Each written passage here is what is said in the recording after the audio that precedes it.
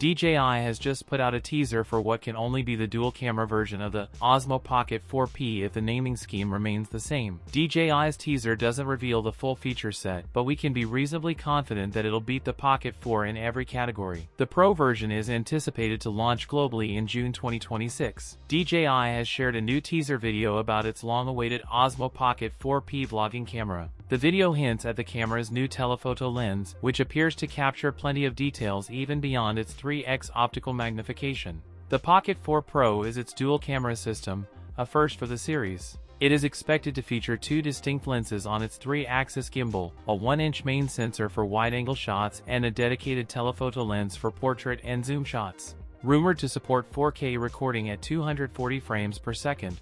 Expected to include 107GB or 128GB of built-in internal storage and support for 4-channel audio output.